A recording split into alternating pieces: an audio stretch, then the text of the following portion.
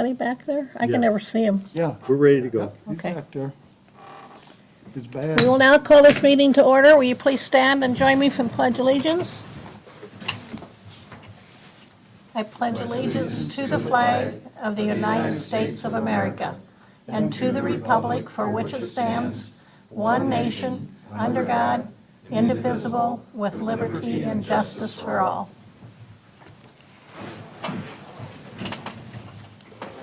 May I have a roll call, please? Hannah, Yes. Callahan. Here. Rodriguez. Here. Hill. Here. Sharf. Here. Kurtz. Here. O'Loughlin. Yes. Thank you.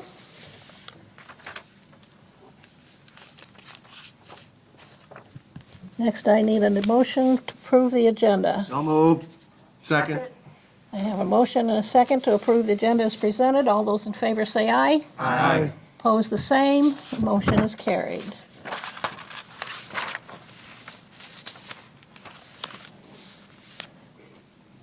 We don't have any public comments with the Message. thing? Okay. So next, I need a motion.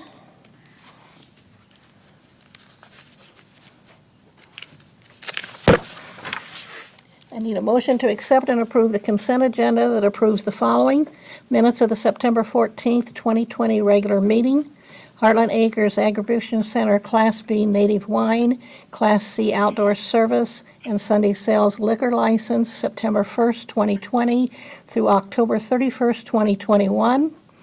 Rife Family Center and Funeral Home Class C liquor license, July 1, 2020 through June 29th, 2021.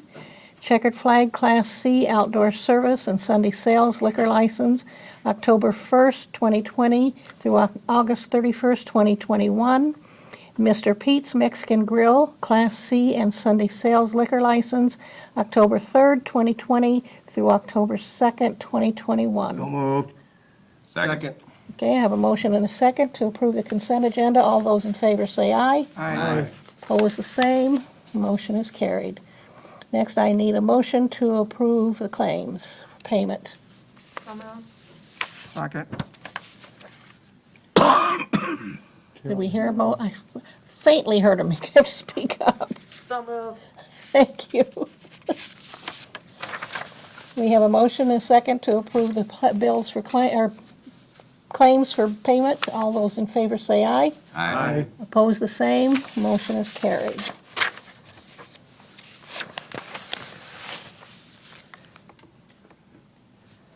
Okay, next is our petition from the public. Lisa Kramer is here from Buchanan County Economic Development Commission and is here to give us an update.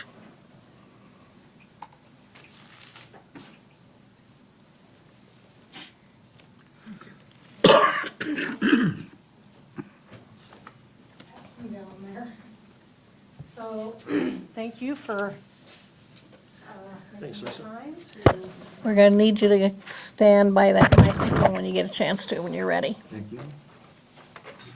Thank you. Thank you.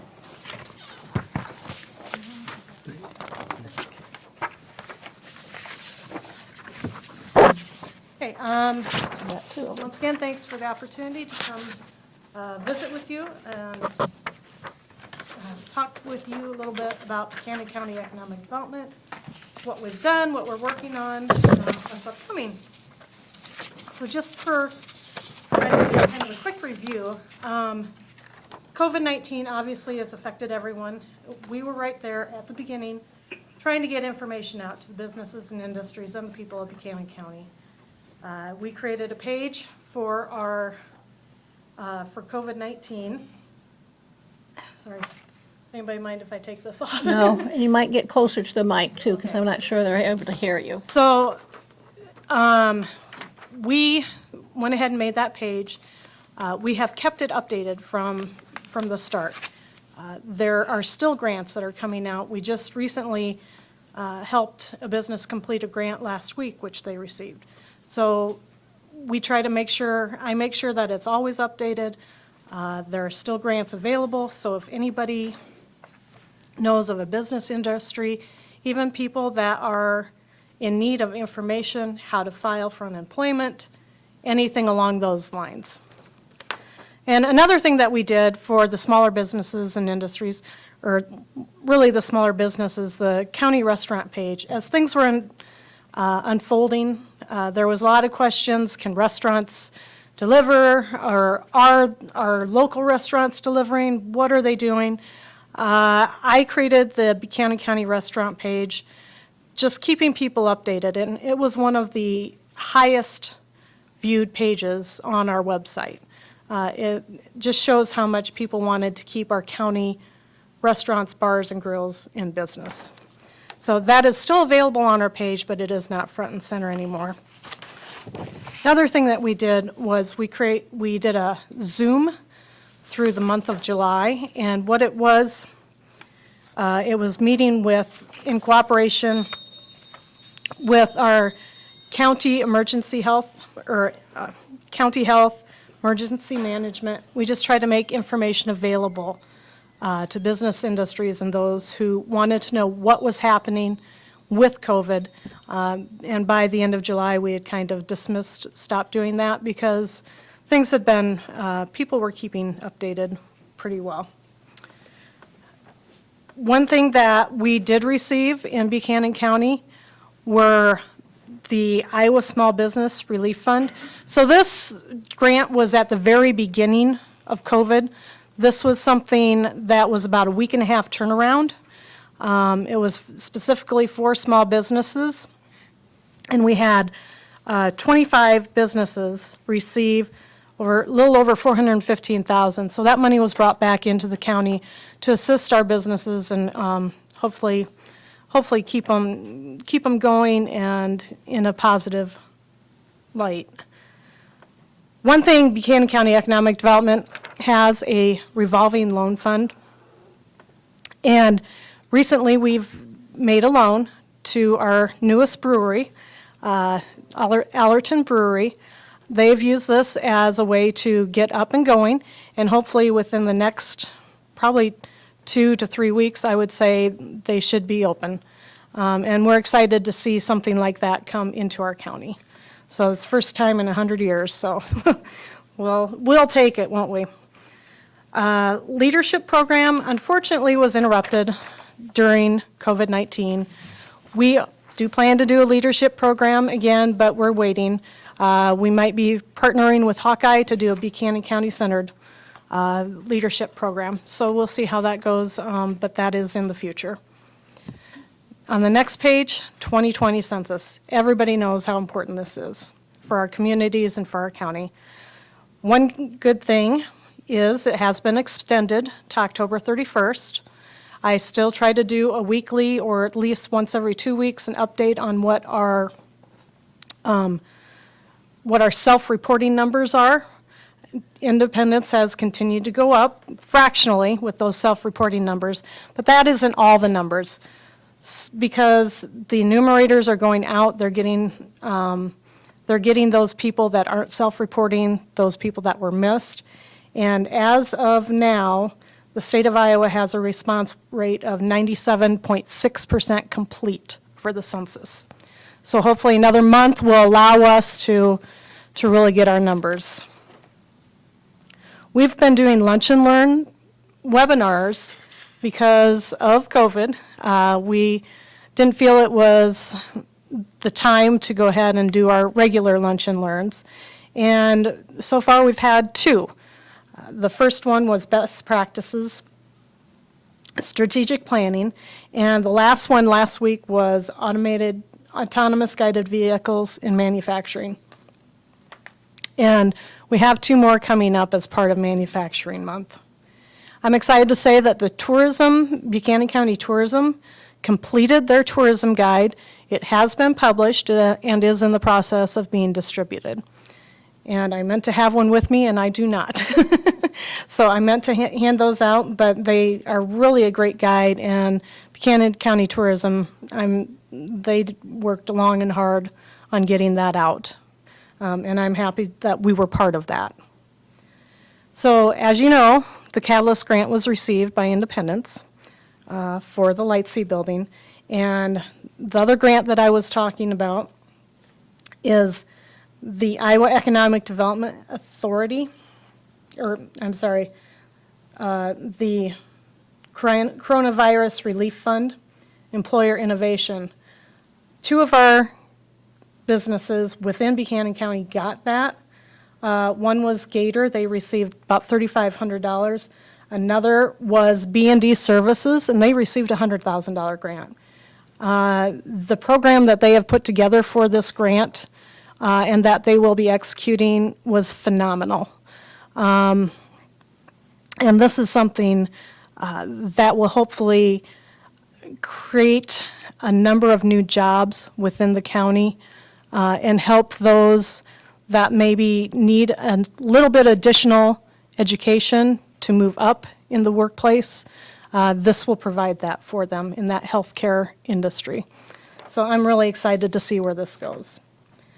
I'm about ready to finish up our Best of Iowa surveys. It's a statewide business retention and expansion survey, and we have about 14 businesses and industries within Buchanan County that I go visit. They fill this out, and then the information is collected for not only Buchanan County, but for our region, Cedar Valley region, as well as the state, and then the Midwest region as well, just to give people an idea of where our industries are, where they need assistance, what they're doing well at, that type of thing. And finally, October is Manufacturing Month, and that's what I've been working on here. We have not one, but we have 2 in-person tours coming up.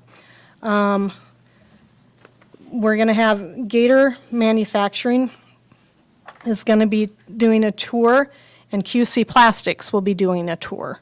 So I'm excited about that, and those, watch our website and watch our Facebook and watch our press releases on that.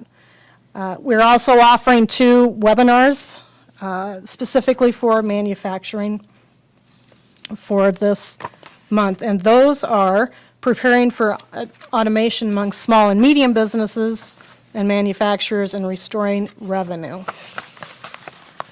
Are there any questions on anything that we're working on or have worked on? QC Plastics? They are located not far from Gator. Thank you. Yeah. What is it? They, Cut the railroad track, street. Oh, sure. They made face shields this year. yeah, they were in the paper for making thousands of face shields. Oh, nice. Yeah, so I'm excited to have a new industry that's going to be toured. And I'm excited. I frankly didn't expect anybody to be able to do a tour, so I'm excited to get to.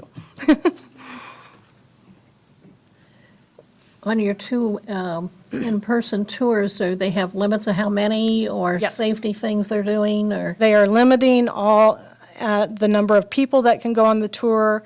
They are making sure everybody has to wear a mask, as well as they're practicing the social distancing. So, yes, safety is top priority. Anybody have any questions for Lisa? Just a curiosity question. How many inquiries do you get for new industry, new business coming to town? I had baptism by fire within my first week. And so far, I've had probably 4 to 5 of various sizes Just since you've been in office? since I've Which been has here. been, yeah. what, July 1, or? July 1. Yep. Have those inquiries been, I mean, has there been more on that, or is it just an inquiry? Have they come to town? They go from their inquiry, I provide information, I provide resources, put them in contact with the correct people, and help them in any way I can. But if they go forward, you'll find out eventually. And we still have the 1 lot out there in the division that's still for sale, or? BCD, yep, we still have 1 lot available, it's lot number 2, by Walmart. That's about a 1 acre lot that's available for commercial business, industry, anything along those lines. Another thing we're working on is we're helping Brandon with an annexation. They're annexing land into Brandon. That's right along I-380 right there. It's a voluntary annexation.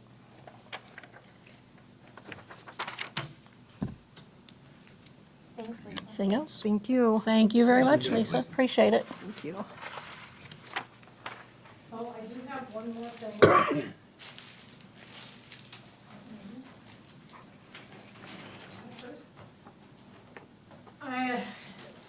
As part of BCD, I wanted to take the opportunity to thank you and present you with this plaque. We are very thankful for the support that Independence has given economic development within Buchanan County. Your support is vital to the county and to the city's economic development, and I wanted to present this plaque, and if I could just get a quick picture of somebody with it. It might be Bonnie or whoever. Okay, if I just stand here and she stands by me, is that good enough, John? We can send it to you, or if you want your own camera. You need to be up here. You might want to take your mask off. I don't know.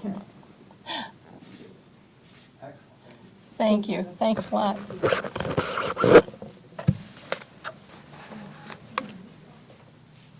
Do we have anybody here from the Malik Theater? Thank you.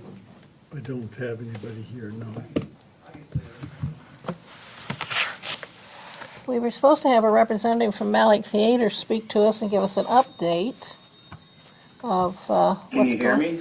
I'm here. Oh, are you on? Oh, I'm I'm on sorry. the phone. I'm sorry. I was under the impression I couldn't be there. Oh, well, and I brought you, I'm there in I spirit. brought you some bottles here to pick up.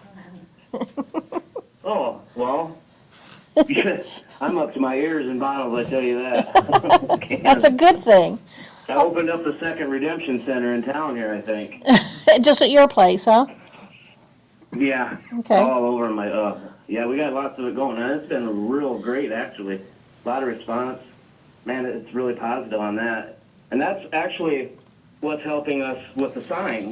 That's getting the marquee put together, separate from what we have, what we're trying to get with the roof. We have, we had a nice, very generous donation anonymously. I wish I could thank them, but don't know who it is. And that's going to be part of a match for a grant. We applied for one grant, and we was turned down because the application that we chose for the roof, they didn't approve of it. So we had gotten with some other contractors. We finally found one that's not busy down south with the derecho, and he knows his stuff. He come across, and we got that taken care of, well, with a bid, which we are working with the Independence Light Power on their, they have a new construction design assistance program, and there's also the LEAF program, which they said that they can help us with that. So we're waiting to hear from them on that. The fellow was out of town just this last week he works for Slipstream. He's for the new new construction design assistance program, so we haven't gotten anything back from them. And we're still waiting on word from that. So that sounds like a positive thing. And we also have an application in for an emergency grant through the State Historical Society, which will give us $15,000 to put towards the roof also. So we're looking good on that. Just waiting. We're supposed to wait from them or hear from them last week, but hopefully we'll hear from them this week to get that done. And as soon as we get word on that and everything's put together on that, that's getting done. And the roofer says that he's able to do that up in November. So the waiting game, we'll have that.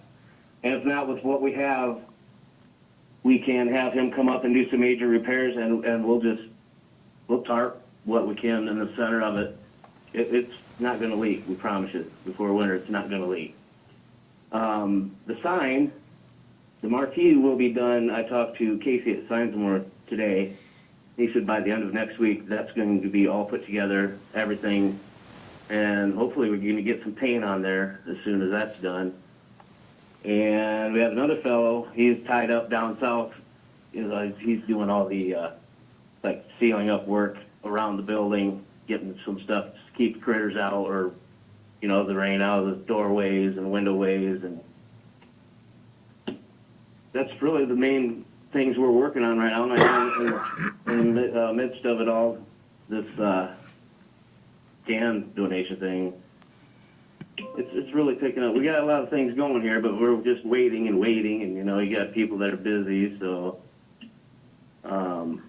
we got people, they're making stuff. I don't know if anybody's seen that stained glass window. We have people making stuff now that they want to donate for auction or sale to help us out too, which is really nice. I don't know if anybody's seen that on Facebook, but that's a really neat thing. I wish I'd known I could come down there and brought it down there, but it's really neat.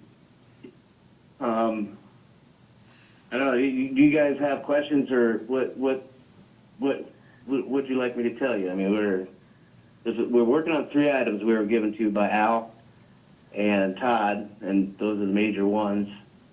And our goal is to have the place, I want to get the lobby all done too after we get everything done in the front. So when you go by, you can look in, it'll look like it's ready to go. It looks really nice. And then hopefully we can have maybe like a little tour, something for maybe raise a little money that way and get a little more awareness of what's going on. Will your marquee I actually, don't have anything real fancy like what she just said, so. will the marquee be lit up when you're finished with it? Will you be able to light it up and maybe put signs on there as far as where you're at and doing things? Yes, we want to put LEDs where the old lettering is, where you hung the letters. They're going to get new panels put up in there, and we're going to be able to hang the letters and put some LEDs behind it. Okay, So that way, we kind of like to maybe rent the sign if people want to put messages up there. And also, Casey wants to get the mallet part lit up, at least in the blue, the letters. So that's kind of the goal there, to get it nice and fancy looking there. But I don't know the time frame on that because he's been busy. They've got things wait for orders to get in.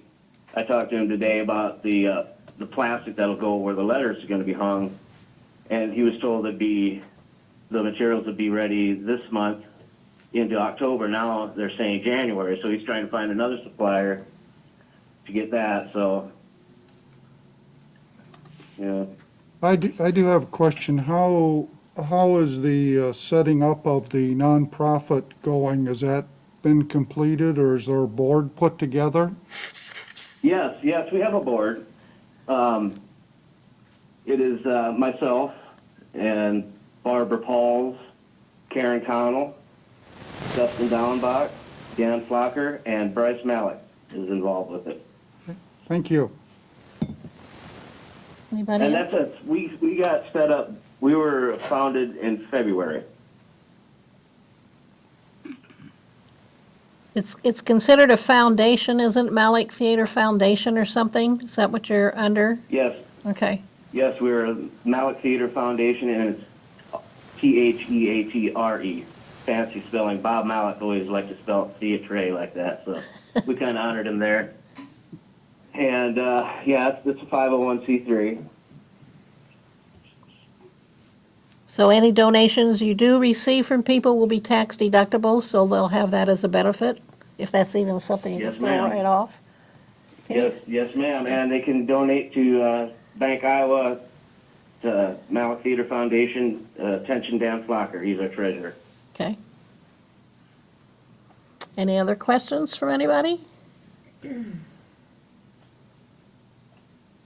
Thank you very much. Sorry we miscommunicated and letting you get here and such. That's nice. That's why I brought my cans or my bottles, because I thought you were going to be here. So I have to figure out how now to That's get funny. them to you. Well, I can email you the address. Well, Bob knows. Bob Hill knows. Okay. Stop by. Maybe I can- And that maybe- guy is quite the drinker. Mine are pop bottles. I'm kidding. I think you got me mixed up with John Kurtz. No. I think I'll maybe see if I can get him to take them home with him instead of leaving them here at City Hall.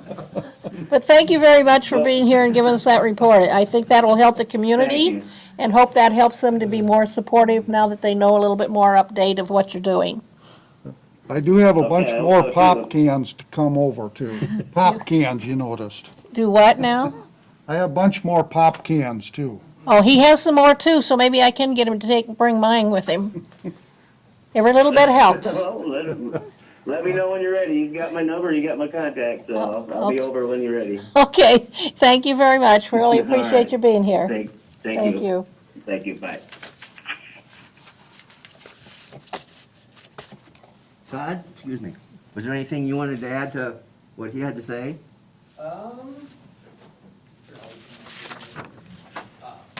I thought that was Actually, good. I talked to Barbara Paul and Tony a few weeks ago, and they had the intentions of coming here. I guess they didn't know that it was in person, but they know the roof is by far the biggest issue, so that will be watertight by the time the snow flies. That's what we have to do, even if it's a temporary fix until spring and we do the real fix. We're gonna start with the outside and then just start working our way in, but they got their heart set on it now. What's the estimated cost of the roof? I would say 45, so. They got a 15, they mentioned 15,000. Yeah, I think they're pretty close to it, Good. so. But I want them to do it right the first time rather than trying to Oh, yeah. take in the first. Told them to get three estimates on everything, so. But no, I'm happy with their progress. It takes a lot of time, especially with what we're going through now, and you could tell they're trying to do something, so, That's great. yep. Thank you. Thank you, Todd. Next on the agenda is a motion to set the date of public hearing for October 12th, 2020 at 6:30 PM in City Hall Council Chambers for amendment to the zoning ordinance. I'd make the motion. Second? I have a motion and a second to approve. You don't need a roll call on this at all? Okay. All those in favor say aye. Aye. Opposed, the same. Motion is carried.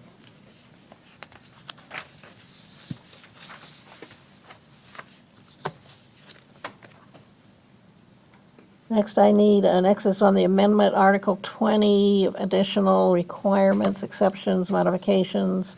Motion to set a date of public hearing for October 12th, 2020 at 6:30 PM in City Hall Council Chambers for an amendment to the zoning ordinance, Article XX20, I gather. How do you call that? Okay, okay. So moved. Second. Just a Thank- point of order, for the viewing public, this means that we need a wheelchair ramp at every crosswalk, is that correct? Okay, no, this is actually for zoning setbacks. It's basically a relaxation of setbacks, so you can have a wheelchair ramp or access stoop to your house without having that 25-foot setback. Oh, okay. So, just like the example I've given by Quickstar, the aluminum one there, we had to go through a Board of Adjustment just to get a variance for that. And I don't think we should have to do that for people just to have wheelchair access, so. Yeah. That's what we're going for. Planning and zoning is all eyes, so, Super. yep. So did we, oh, I have a motion and a second. motion and a second, okay. All those in favor say aye. Aye. Opposed, the same. Motion carried.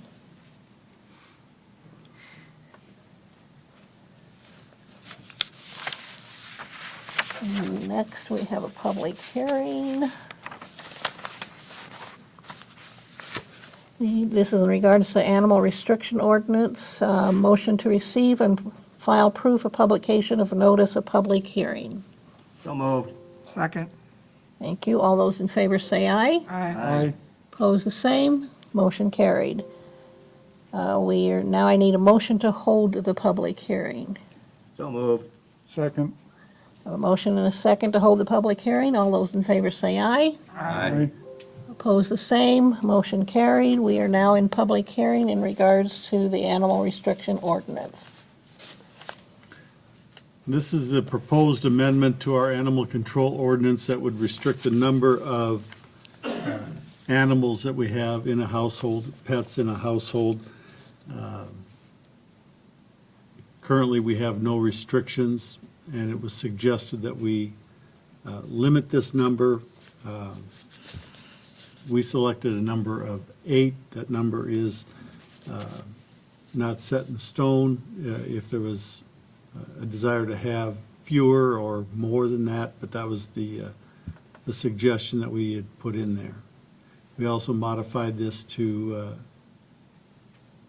reflect the vicious animals, not just vicious dogs. What's the penalty if they exceed the given number, the 8? That would be a municipal infraction. I believe it would be the same as our vicious dog ordinance, where they would have to be removed to the number of animals. Now, municipal infraction is punishable for, I believe it's up to $750. Not saying it would be that much each time, but that would be the maximum allowed. So then we would be involved in the responsibility to place the animals, affected animals, that we'd confiscate the animals, I take it, if they exceeded it and it was, Well, generally what happens is the owner is given the mandate to reduce the number of animals or remove the animals from the city, down to the whatever number you select. If they don't do it, then yes, we do have an obligation to remove them. see, that's why I disagree with this. I would rather we have it, take it on a case-by-case basis and get a third party involved when we have excessive problems like this, so that they would step up and help take care of the animals, redistribute, foster them, whatever needs to be placed. That's my view on it. Do we have to have a starting point, though, if we have this discussion? If we don't have any numbers, how do we know when we can step in and say you got too many or we need to talk about it? I guess that's a question I have. How do we know when we can step in and bring in a third party if we wanted to? What if they're raising purebred German Shorthairs and they have more than 8, they have 10?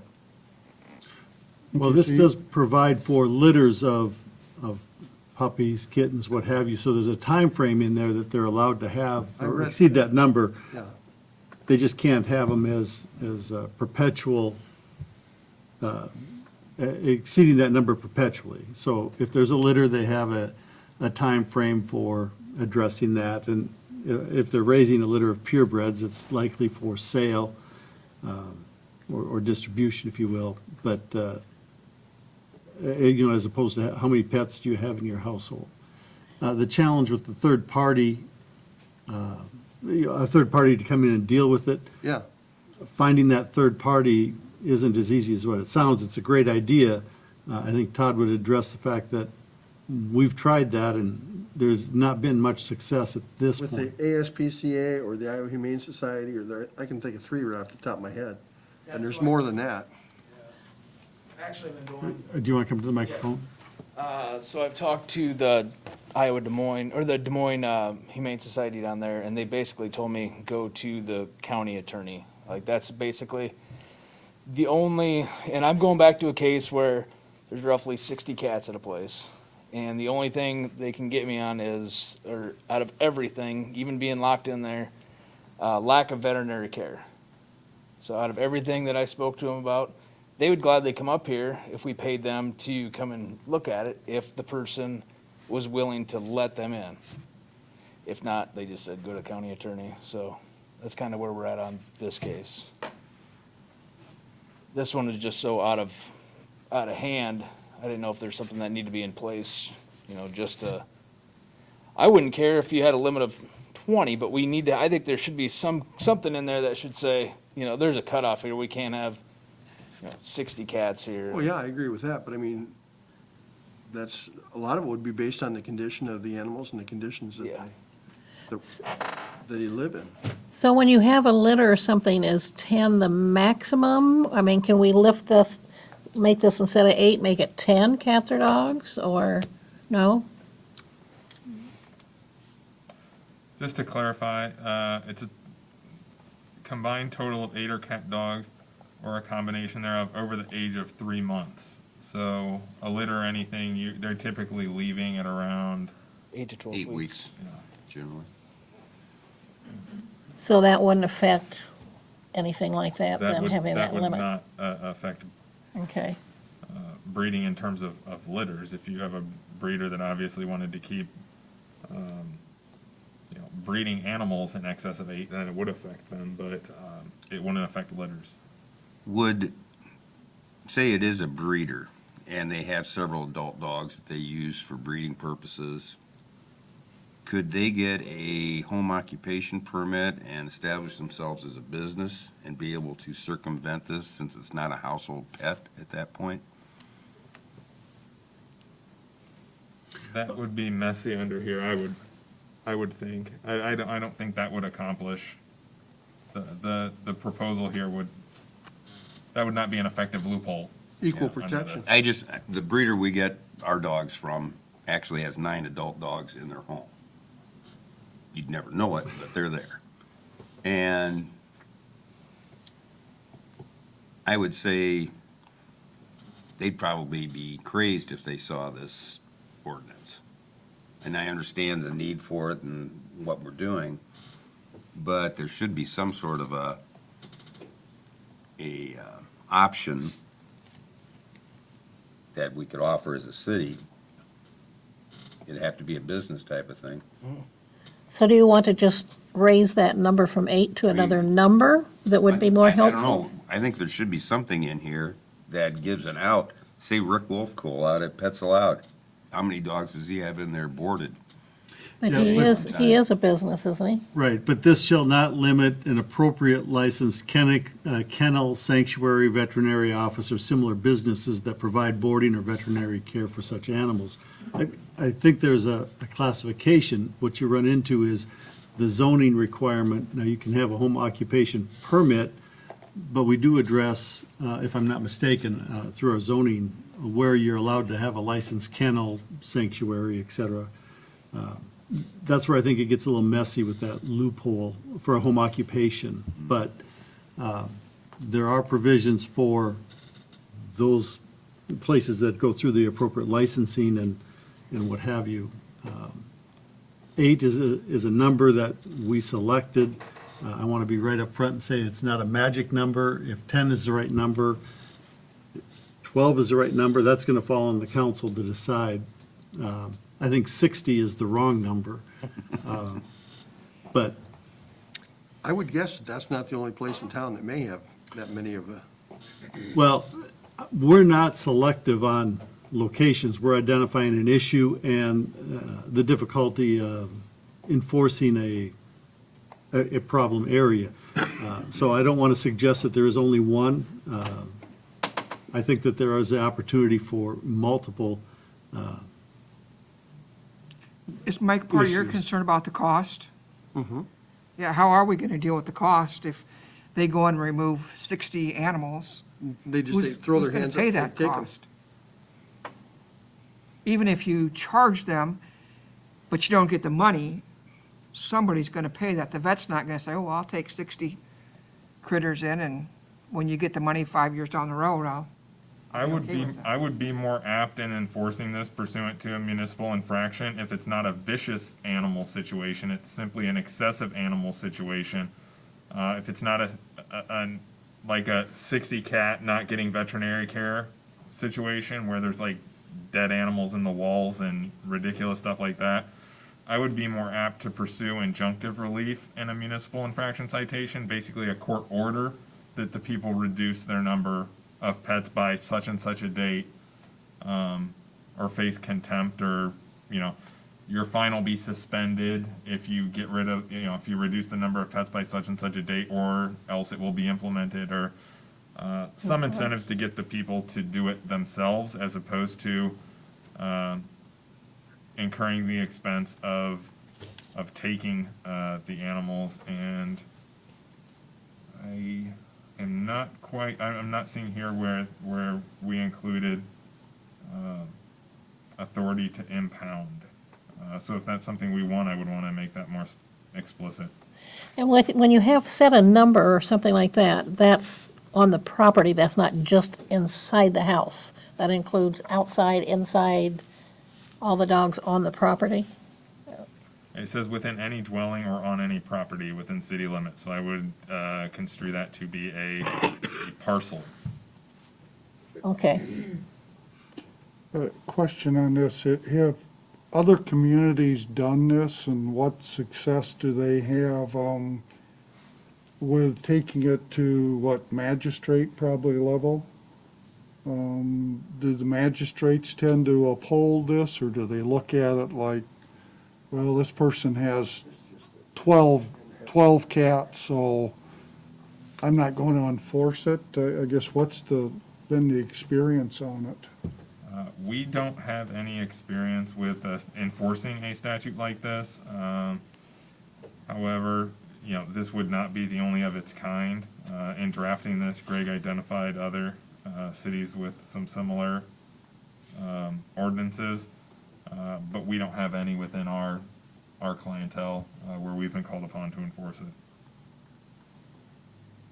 Have you talked to anybody any other A communities? few of the places around, they limit it to 4 animals, which I think is ridiculous. I mean, I myself have more than 4. I just want a number high enough that I'm not gonna make anybody upset, but at the same time, there's gotta be a cap. I mean, Okay, for example, with this group of 60, so our ordinance comes in and they say, well, I'm not gonna get rid of anything, and there's nothing wrong with my setup. As you said with Des Moines, the only thing they said was the lack of veterinary care. So how do we justify that if somebody backed them and said, well, take them to court, they can't take your cats? What But was if our, there's an ordinance, can't they do that then? but what if they If the fight city the sets an ordinance and say, ordinance? if they say that this is an impingement on my rights to be a pet owner, I've got cleanliness, I've got everything but the veterinary thing down. I see it, I mean, we're talking home rule here, and I don't see this violating any state law, so No. you're free to make it. There's no constitutionally protected right to harbor pets. So I don't see there being a problem. The case you're talking about, I'm betting that they were forced to go to state animal welfare statutes, which Iowa continually ranks among the worst states in the nation for statutes and animal protections. So I think something like this would probably provide you some legs where you wouldn't otherwise have them in that type of hoarding situation. One question I guess I would have, and the first thing I think we're going to be asked on this, is why are we doing this? I mean, just, is it, what's the reason for it? What are we accomplishing? What are we afraid of? That's probably the first question somebody's gonna ask you is, we've gone 100 years with no limitation on number of cats and dogs. What's changed? What's the danger? What are we trying to avoid? yeah, well, I mean, that's one of the reasons that we're doing the trap and release program, because we have an abundance of cats, and we found an abundance at a private property now. And this has been going on for 4 years. It's neglect, it's abuse. I mean, it's not right by anyone. 95 degrees, they finally put fans out there, because I mentioned something. We shouldn't have to go to a county attorney to make an animal neglect case. They could have lost half a dozen or a dozen of them just going through this. I mean, it's been going on for a month now, so. I just want some legs to stand on and say, hey, we need this taken care of. It says right here that you can't do that, rather than having to jump through hoops and spend lots on legal fees just to get this. I mean, if we do it case by case, it's understandable, but then we're doing case by case with all that money every single time, legal fees. But if these people with the 60 cats, they find, then you take them.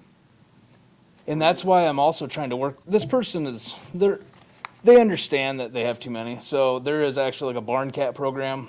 So I try not to spend money when I don't need to. So if there's places, the Amish, there's barn cat programs, there's stuff around Iowa where you can take them. So it's not just like come in, euthanize 60 cats and give me the bill. It's like we will take the ones that are healthy to the places that we can take them. If they're too far gone, they shouldn't have lived that horrible of a life anyways. So if we can help them out and help the new ones actually be able to be roaming free rather than be locked in a building for 4 years. So, When you were saying with the specifics of this, that there's a lot of inbreeding of the yeah, cats and has to be, I mean. they're, some of them not very healthy. A lot of them not very healthy. Yeah, I mean, without the veterinary care, I mean, who knows? You get one cat that's sick, you could wipe out that whole thing in there. Or, I know she lost close to a dozen cats because 2 mothers got sick and weren't able to feed. So, that could have been something from a sickness inside that building, and then that could have spread to more, so. It's So, just a really bad situation. I'm just trying to get some legs to be able to take care of it. so are we talking about humane treatment of animals as opposed to a health threat to neighbors or citizens? Is this more geared toward protecting animals? Both, actually, the way that you put it, kind of both. I mean, you're bringing in all the strays as well. So one thing that we should be talking about is not being able to feed animals. That's what's bringing all these extra animals in. So you keep getting these in. There's no limit. Well, if I can have 60, I can have 100. I'll feed all these ones too. It's just, they just keep duplicating. You know, I've done the feral cat program, and I'll be doing this for 5 years, and I probably will I'll get a big chunk taken out, but there's still going to be a lot there because nothing's been done for so long. So. And I would just point out, when you get to that kind of number, you cannot have 60 cats in a dwelling and not have a health and safety issue that extends beyond. I mean, there are odors and there are things of that nature, and you can't get rid of that cat smell. It's very difficult. We've seen situations like this before, where people have abandoned houses over the stench, and we've had to have cities come in and pay to take down buildings to eliminate the stench and the public nuisance to all the surrounding properties. So. I just think if we have an ordinance, we have to know that we can enforce it and afford to pay for whatever charges it's going to be. Well, and Deb brings up a good point. How are we going to enforce it? Is it by complaint only, or? I mean, honestly, I would say if it's not an issue to other people, why? This is causing the whole neighborhood to have issues. So there's not only the 60 in there, there's probably 15 of them that roam, and then however many's inside. I mean, there's definitely no mice around there, but there's also not a whole lot of people that are very happy with that area either, so. So it'd be more of a complaint driven? I would say. I mean, if the neighbors directly around you are not having a huge issue with it, I mean. In this case, you stumbled upon the one that you're talking about because of our feral cat issue, primarily complaints about the feral cats. Yeah. I think complaint driven is primarily I don't see us going door to door to do a census on animals. Census, yeah. So I think from that standpoint, yes, it's more complaint driven. But Yeah. we will find those situations through the normal course of code enforcement as well. So it's not that we can't stumble across it, it's just not as likely.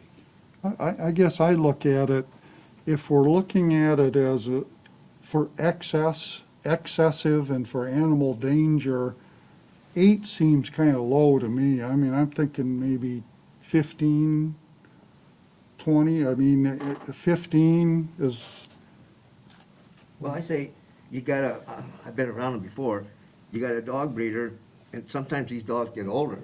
You don't wanna get rid of them, but you keep those youngers, you're gonna outnumber. I agree with you, it should be higher. I don't That's you think guys' it's choice in making this. That's why we're yeah, open. that's, I mean, I just think if we're looking at excessive, we need to just give you some, when you walk into that kind of situation, you go, wow, this is Yeah. too much. Okay, still haven't heard how we're going to pay for it. Well, I think we're, as Steve said, we're looking at, they'll be fined and they'll And if you just- don't get the money out of the fines,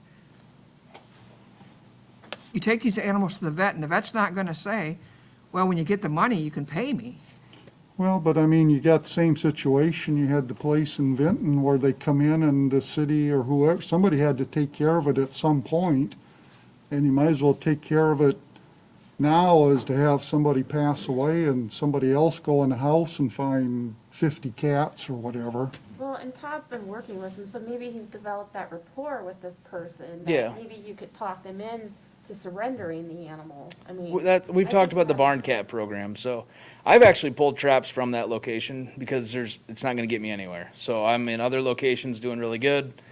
This one, there's just so many. I mean, it's way over my head, and I didn't notice it until the day that I set them and turn around, and there's just buildings full of cats, so.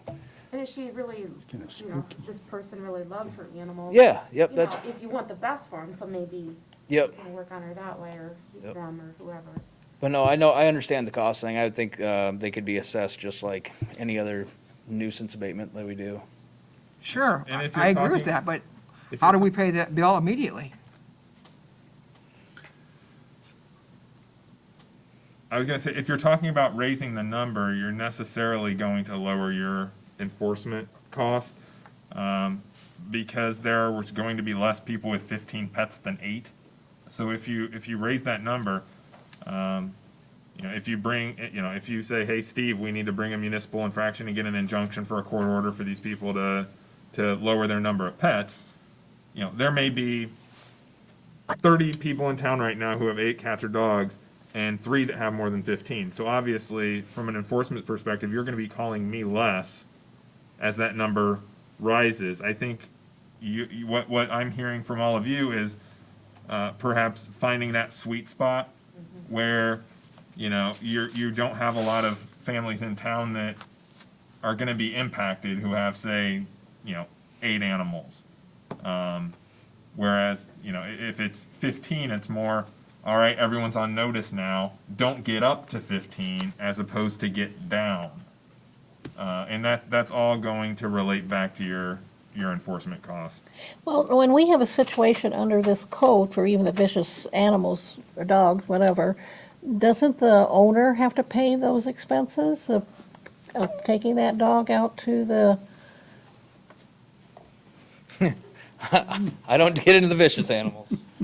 well, I mean, that's just a portion of this, so I'm saying that with this part, it would be the same as if we do it with vicious animals. I thought that the owner of that animal has to pay any fines, bills, the vet, whatever. Doesn't it go I'd back like to to that clarify person? something real quick.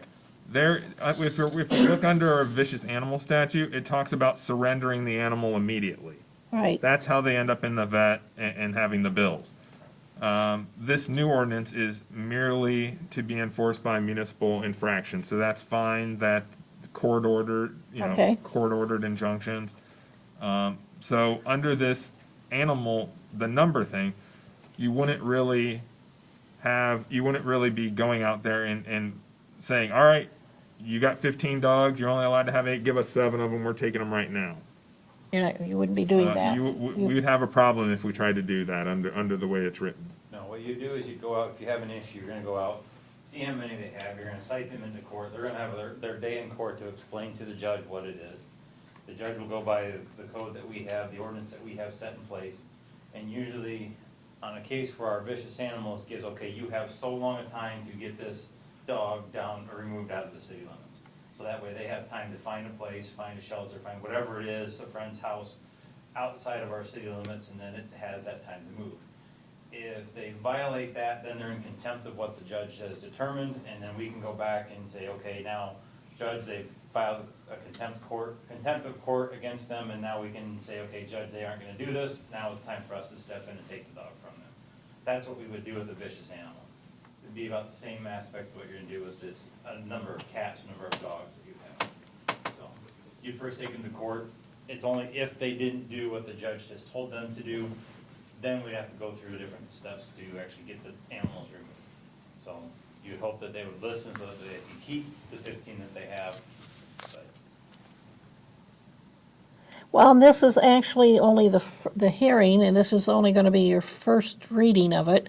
So you still have 2 more times if anybody, now that you're discussing this and whatever you end up with, whatever number, whatever you come up with in your final, there's still 2 more opportunities for the people out there, pet owners, to view or voice their opinions and their ideas, so And Bonnie, to go this back is to just step one. the fees and stuff that you talked about, if we know what the fees are before we go to the court date, let's say if we have a bunch of cats that we have to pick up and we know that it's gonna cost this much to get them removed, we can tell the judge ahead of time, hey, this is what the fees are, this is what needs to be paid.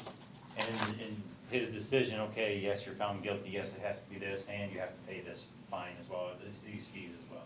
So we do with a vicious animal. If we have an outstanding fee or something, we ask the judge, okay, we have this bill that came from their animal, and you usually assess that in with it, hey, you have to pay this as well. So, Okay.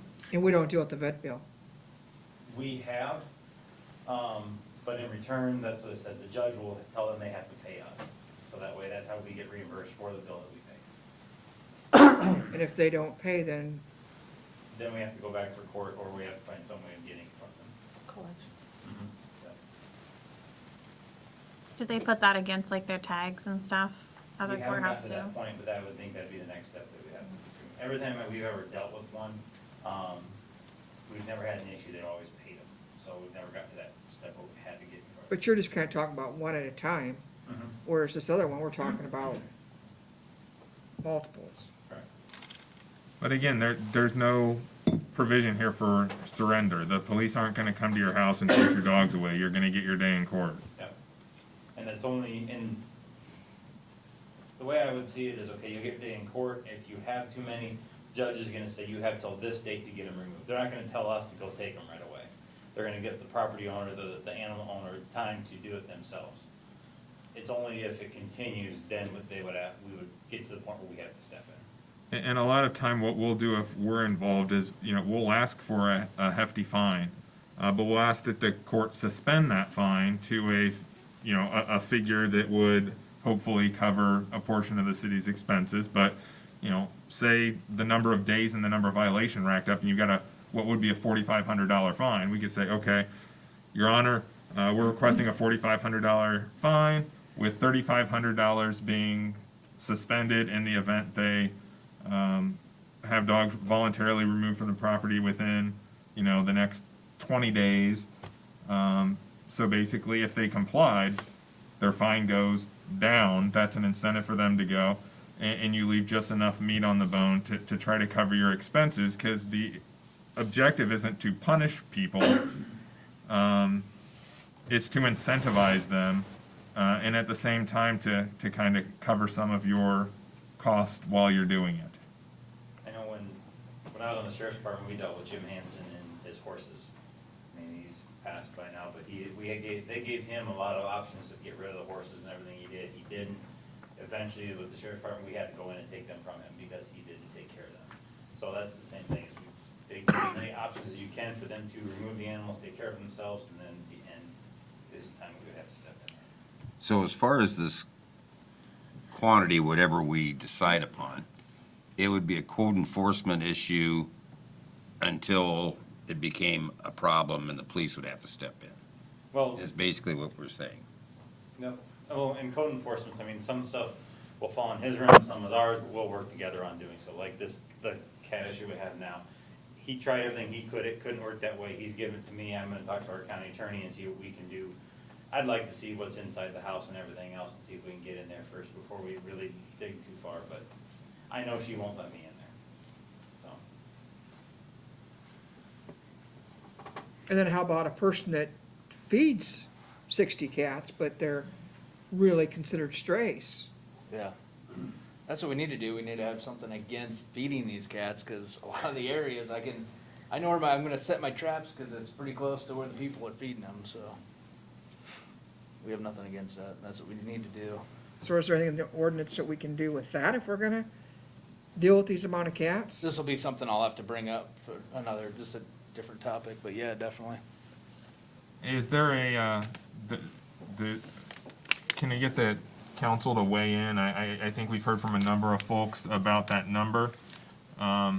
Is there a number the council would prefer to see us come back with an amendment? 20. Revised I draft. say 20. Yeah, I think 20 sounds like, I agree. Yeah. Rather than amendment, can they not just approve with that change tonight for the first reading or for the ordinance itself, or are you saying you have to go back and do Oh, something? no, they could approve it with Okay. modification to the number. Okay. I'm just trying to save some legal I would fees be too. fine with 20. Yep.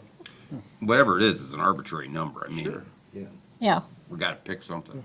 I think we're just trying to make it, give Todd and the police something that says this is It's not like we're excessive. trying to be animal haters. We're trying to Yeah. protect Yeah. them. That's, yeah, I don't want anybody mad about that we pick numbers, it's just, it's usually one person that's gonna screw it for everyone. Nothing in this thing that Todd has put out there is for us because we hate animals or want to limit the amount of animals. It's just the welfare of the being of the animals. We were out, I went out after Todd informed me of this thing. I was only able to look in 2 of the buildings, and some of them, they've never seen the light of day except when you open the door to feed them. And that's been 4 years. So their eyes are white. I mean, you don't think they can see during the day, even if you open the door and let them out. So. One thing that we've glossed over, and I don't want to lose sight before a potential motion, is the vicious animal versus vicious dogs. This would cover, in essence, all animals in the city limits, not just dogs. And Geese and chickens? geese and chickens, roosters.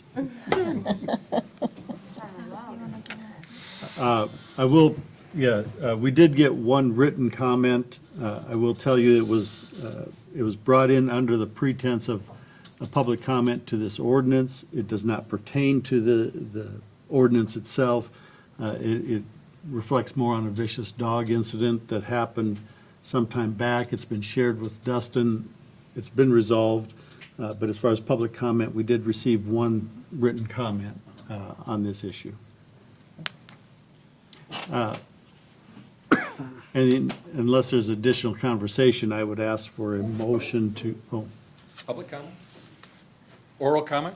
John Yeah. Klotzbach, 401 3rd Avenue Southwest. Sorry to say, I have not read through the whole ordinance lately. Can you clarify when you mean by animals? Are we talking snakes? Are we talking gerbils? Are we talking fish? Or are we just talking dogs and cats or mammals? Fish, I didn't think about that.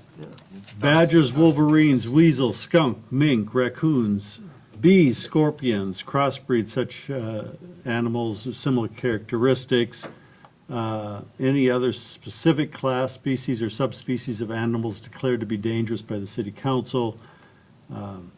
So it's animals.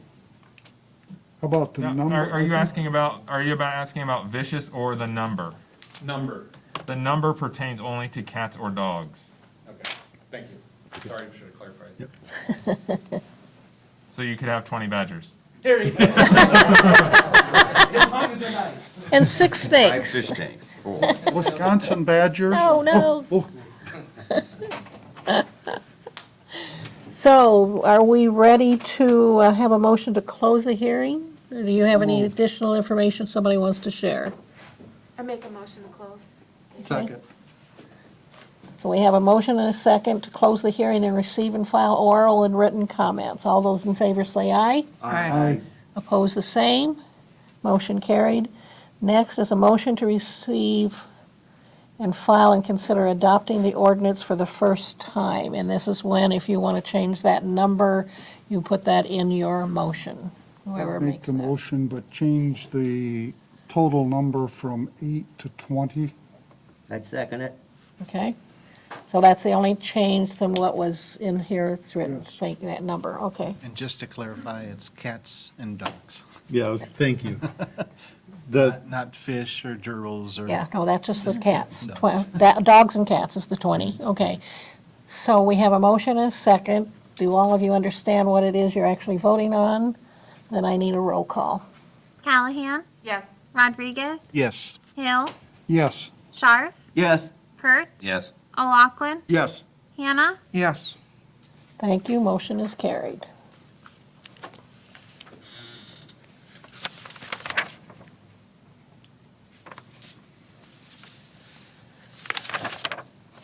Okay, next on the agenda is another hearing in regards to Chapter 69, no parking. And then the first reading, motion to receive and file proof of publication of notice of public hearing. So moved. Motion, second. Second. Okay, all those in favor say aye. Aye. Opposed, the same. Motion's carried.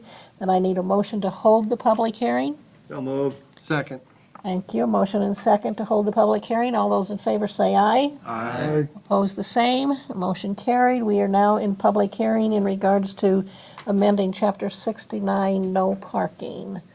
And I think we did get a written response to this that you just passed out. Well, yeah, and I want to be careful. These are the comments that I received from the residents that we solicited for feedback, as opposed to something that I received as official public comment. Advertise this. But I did want you to have that for your consideration in the discussion, because I think it's pertinent. And these are all the residents from both 9th and 10th, primarily 10th Avenue. But not all. Excuse me, 10th Street. It's not all of them, though, is it, Al? It is not everybody, I mean, by no means is, would this be all of the residents. We did Right. mail to everybody on both streets, you know, for asking for their input. This is what we've received. And this is what we help formulate which side of the street do we propose, is based off of this. And you'll see from the comments, primarily 10th Street, and it's kind of all over the place. In reading through the comments, I know we discussed at length trying to decide which side of the street, and based upon the number of driveways and mailboxes and that type of thing, we decided on that south side. South side would be reserved for parking only, right? On 10th Street, it'd be the opposite on 9th. Correct. And I thought our thought process was very good on it. There were some comments in there, the street was narrowed from what it was before, and I thought we maintained the same width. And I know Brian's here, he could comment. It is the same width. But it's curb and gutter now versus what it was, correct? It was I think they called it a rural asphalt section, which without curb and gutter, the asphalt goes up to the grass, whether their wheel is off the roadway or not. They might not even be aware of it in some cases, but. So they could have been parking on the parking, basically. Right. Okay. But, and I I just did have wanted to that. clarify that since it was in the comments. Yeah, and I had a couple of phone calls asking that as well, and you know, Brian, and I think you had shared that with me early on, is confirming that it's the same width. Would the But it odd- does feel narrower with the curb. Would the odd and even days be a good thing for snowplows? To be able to get both sides and, Seemed to Well- me it'd be a huge mix-up. We wouldn't, pretty soon we'd lose track of which is which. Well, and Yeah. it would involve the city having to come back an additional day to plow those streets also. This does not preclude a snow emergency when parking on the street is banned. So this has nothing to do with our snow removal effort from that standpoint, because when we issue the snow emergency, it is no parking on city streets, city parking lots, period. are people good at getting off that street, though? Do we know? I don't know if we have a history of snow tickets on 9th or 10th Street Southwest. I'm not sure Dustin would have that off the top of his head. I don't think on 10th, because I drive that frequently living down below But you know, there. when you go down there, there's a lot of cars. Where do they put them all? Some of them have extra wide driveways. They may have a single-car garage, but they've got a 2.5 car. But you can drive down there and count 20 cars. I don't think 20 cars can get, I don't know if there's, that's why I don't know if there's an issue. I don't, Yeah. I've never noticed that there were, like when it snows like that, if there was an excessive amount out there. Right.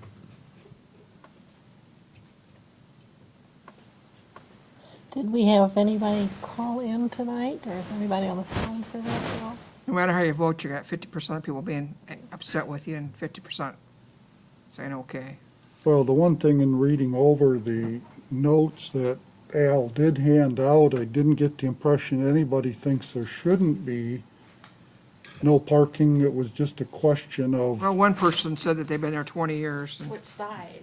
Now we Yeah, wait and do it. Which when side the is the dates are- majority of the people's point they're bringing up? So one did. Do you have somebody that made you a comment, that they wanted you to I speak read for that. them, or? It's been there 20 years and now they got a new pavement. We want them to be parking.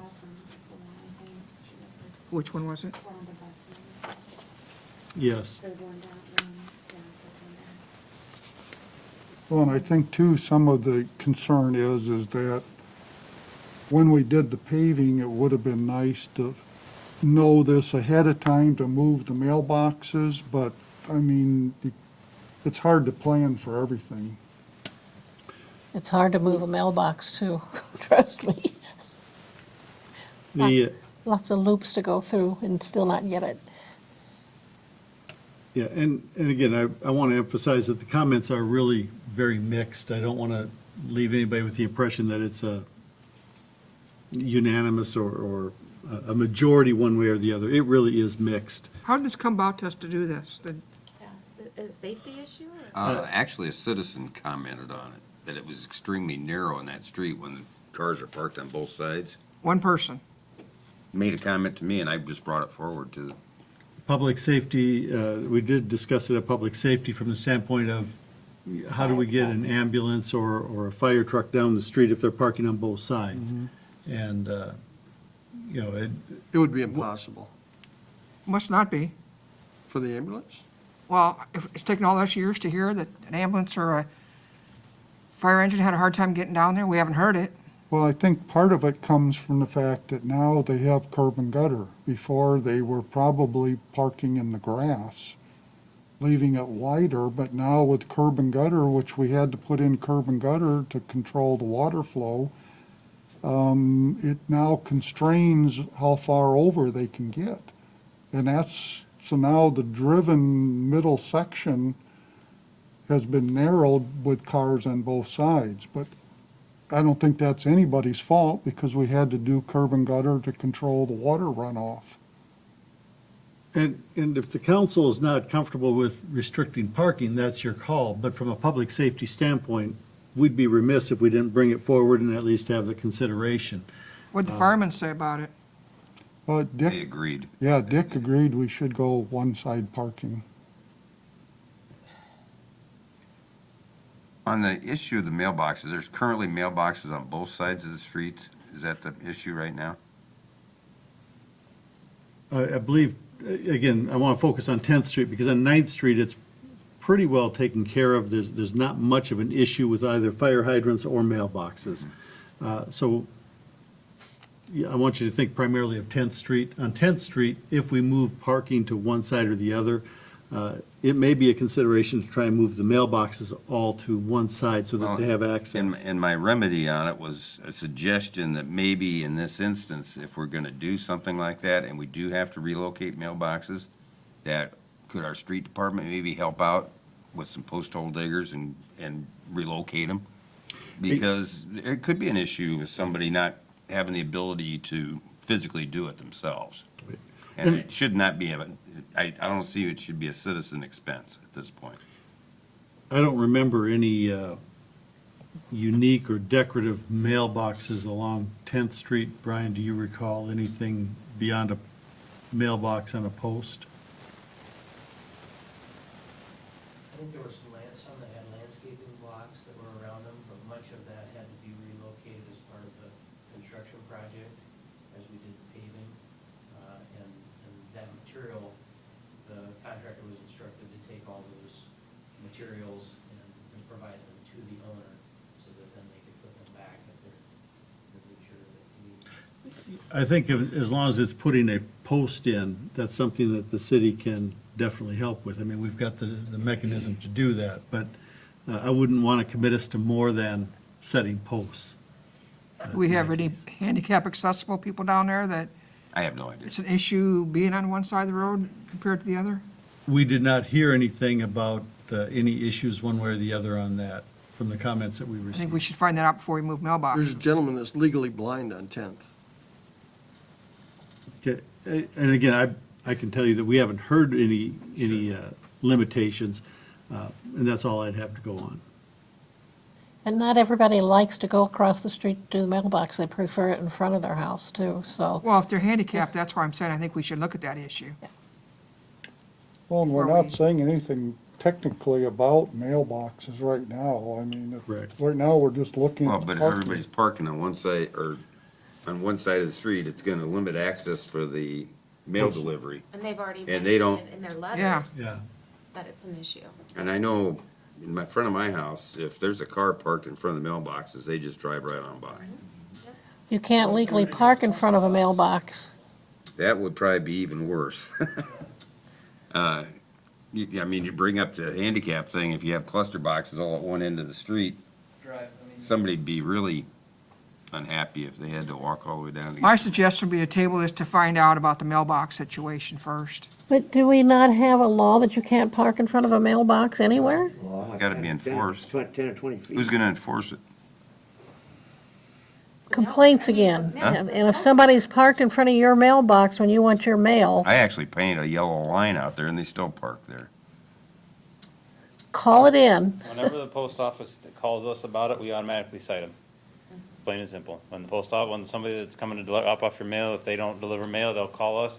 I have one lady that calls us regularly and we cite every single time, if it's within 20 feet of the mailbox. So it's complaint driven. Most of the time, and say that, or if we see it, so. Be like parking in front of a fire hydrant. Yep. But I've got 2 mailboxes in my neighborhood that they walk to deliver them. And there's cars parked in front of them all the time. Well, it's a. But you're on a walking route. It's a no. Well, Yes, you are. Yeah. You're on a walking. yeah, so I guess it must be I okay to don't have park in front of drive route those. only. Yeah, you're right. Yeah, where ours, I know they're trying to move, because I know my neighbor had to put his at the curb. He's trying to move that, so if anybody moves in from that point on, they have to put the mailbox to the curb so That's- they can get to that point. But as of right now, yes, they still walk ours. So it's kind of hard ticket because you're parked in front of one mailbox, but another place you don't get a ticket because it's okay. But like I said, if they ever give us a call, we automatically cite the vehicle that's parked there. And then is that just during the day hours or? No, it's the city code for all the time.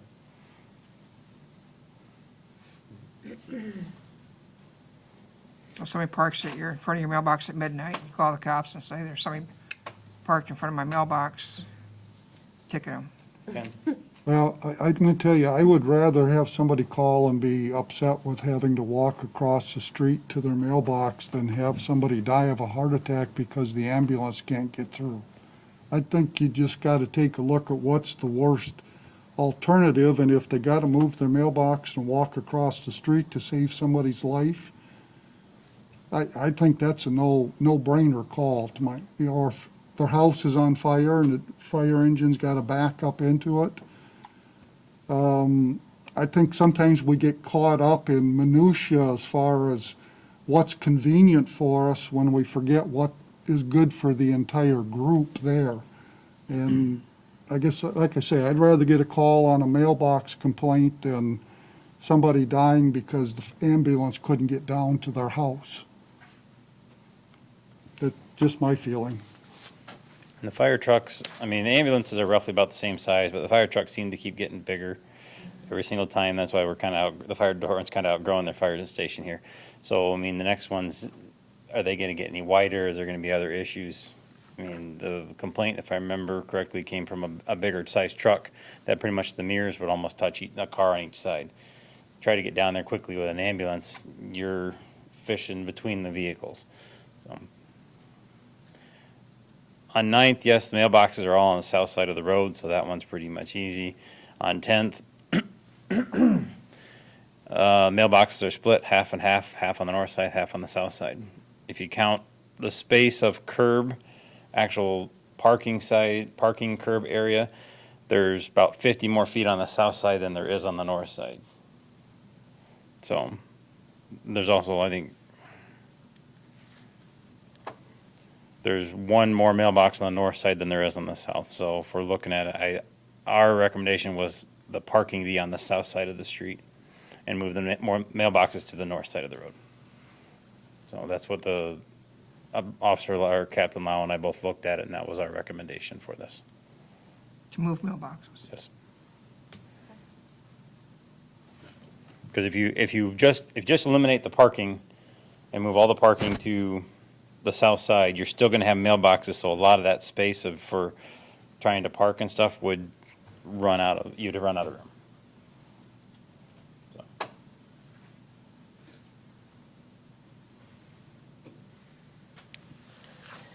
Well, is there any more discussion, or can we make a motion to close the public hearing? So moved. Second. I have a motion and a second to close the hearing and receive and file oral and written comments. All those in favor say aye. Aye. Opposed, the same. Motion is carried. Next, I need a motion to receive, file, and consider adopting the ordinance for the first time. Any other discussion on that, or are we doing it as it's presented?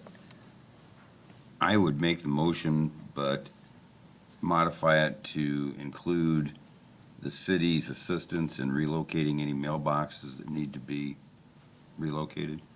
Okay. Do I have a second to I that? second that. Roll call, please. Rodriguez, Yes. Hill, Yes. Barth, Yes. Kurtz, Yes. O'Loughlin, Yes. Hannah, Yes. Callahan, Yes. Thank you. Motion is carried. I'd like to say, Mayor, we've had two topics here that have been a lot of discussion, and I thought everybody handled it really well. I really would like to compliment the whole council. We haven't always been that way. You need to all pat yourselves on the back.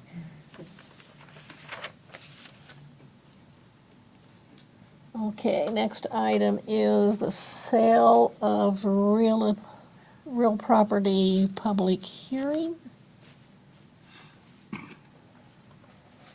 So I need a motion to receive, file proof of publication and notices of public hearing. So moved. Second also.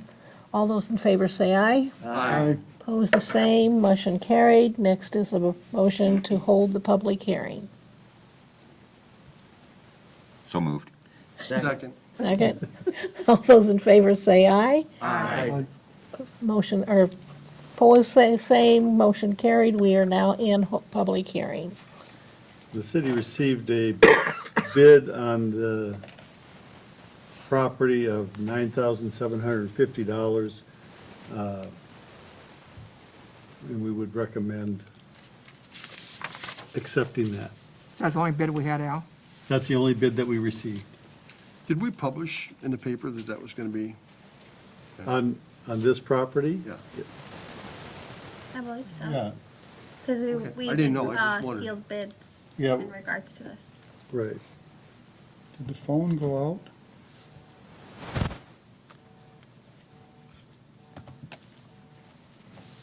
Maybe. Sounds like it. Is that the phone? I don't know Lose it. what it is. I don't know what's going on. I think that was a cell phone. A cell phone.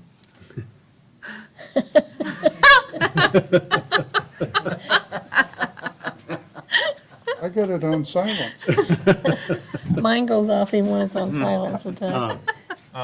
With respect to this, I wanted to clarify something here. The process with this was a little different than it normally would be, even in a bid situation, because we wanted to leave open the opportunity to folks to either come forward with a proposal to refurbish and renovate the property, or to demolish what's there and build something new.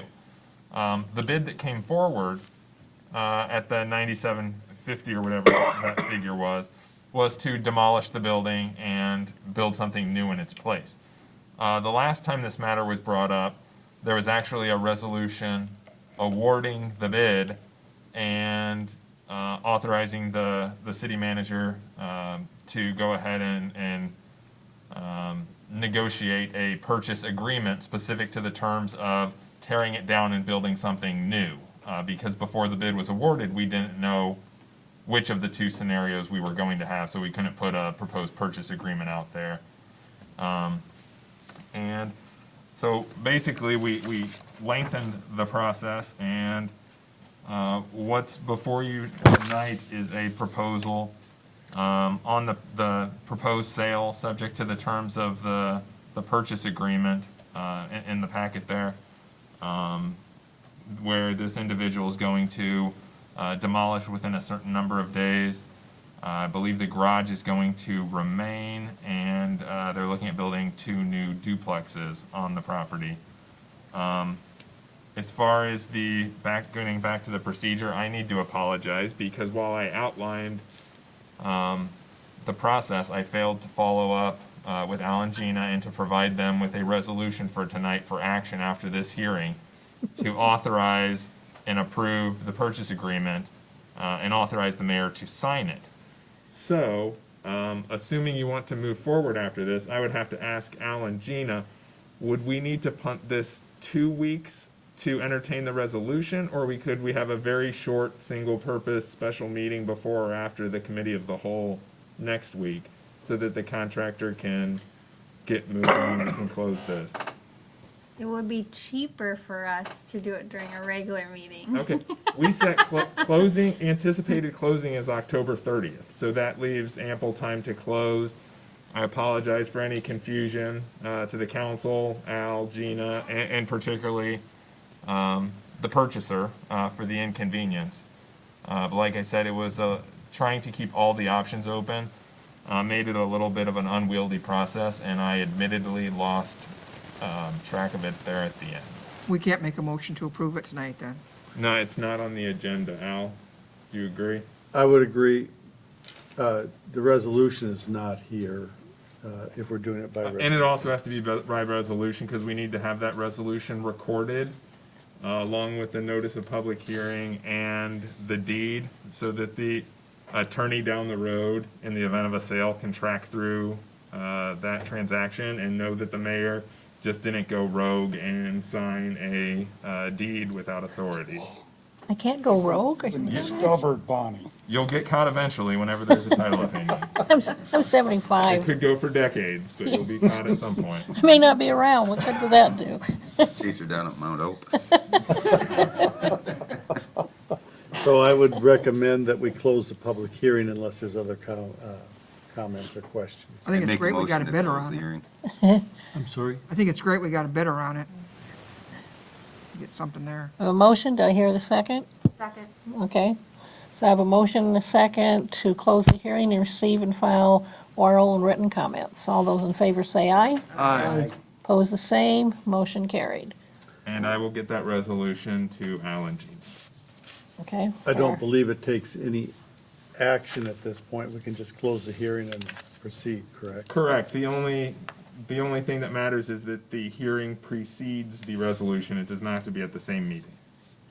So we'll have it on the next, not the meeting of the whole, but the next city agenda. Correct. Okay. Just don't go rogue So between we're- now and then, Bonnie. Darn it. You guys are spoiling my fun.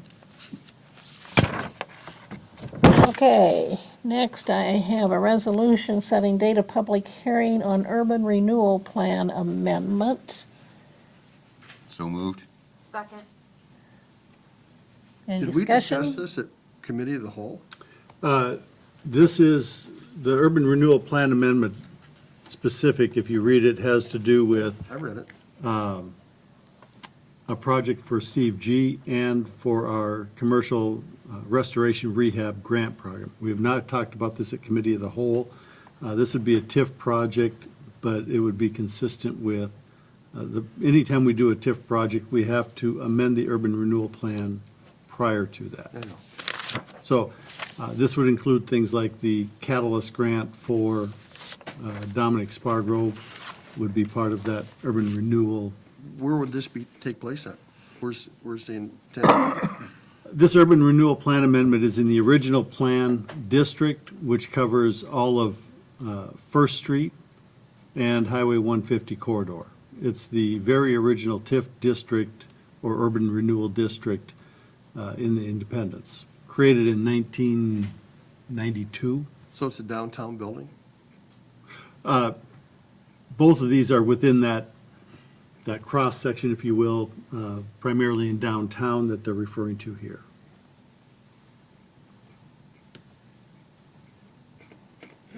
Before we can consider the TIF requests, we have to amend the plan. And that's under the newer TIF laws. Has government performance looked at this? This has not gone through any of the committees. Okay. Okay, I do have a motion to approve the resolution setting the date for public hearing on the urban renewal plans amendment for 6:30 PM on October 26th, 2020. May I have a roll call, please? Hill, Yes. Sharp, Yes. Kurtz, Yes. O'Loughlin, Yes. Hannah, We could discuss this further at our committee meeting now? Well, you can discuss it further at the hearing. Yes. Callahan, Yes. Rodriguez, Yes. Thank you, motion is carried.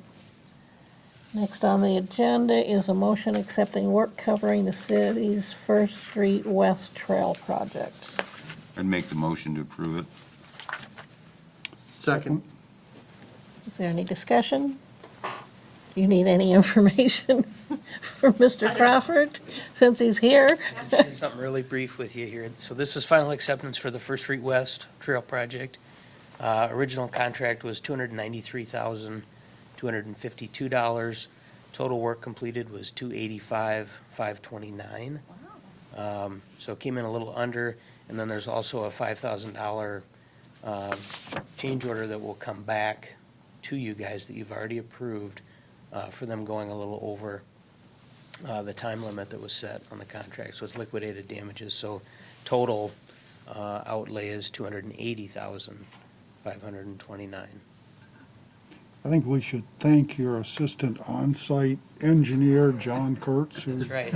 either he's not working as he tells us, or he's being a duly appointed, Multitask. watching out for us. Yep. It was a consideration to have to put him on staff, but we got through without doing that, so. Okay, I need a roll call, please. Sharp, Yes. Kurtz, Yes. O'Loughlin, Yes. Hannah, Yes. Callahan, Yes. Rodriguez, Yes. Hill, Yes. Thank you, motion is carried. Next is a resolution to approve the street financial report authorizing the city clerk to submit it to the Iowa Department of Transportation. So moved. Second? Any other discussion? I need a roll call, please. Kurtz, Yes. O'Loughlin, Yes. Hannah, Yes. Callahan, Yes. Rodriguez, Yes. Hill, Yes. Sharp, Yes. Thank you, motion is carried. Next, I need a motion to approve resolution to assess property owners on Chapter 52 mowing of properties failure to comply. So moved. Second. Any discussion? Roll call, please. O'Loughlin, Yes. Hannah, Yes. Callahan, Yes. Yes. Rodriguez, Hill, Yes. Sharp, Yes. Kurtz, Yes. Thank you, motion is carried. Next is a motion to adopt a resolution approving a development agreement with Dominique Spargrove. So moved. Second. Any other discussion? Roll call, please. Hannah, Yes. Callahan, Yes. Yes. Rodriguez, Hill, Yes. Sharp, Yes. Kurtz, Yes. O'Loughlin, Yes. Thank you, motion is carried. We're down to reports, and I have a couple of things to share. First one is Halloween celebration. I know that the downtown trick-or-treating had to be canceled because of the COVID virus. And the county, I think, is having a trick or trunk thing, I believe on the 25th or something.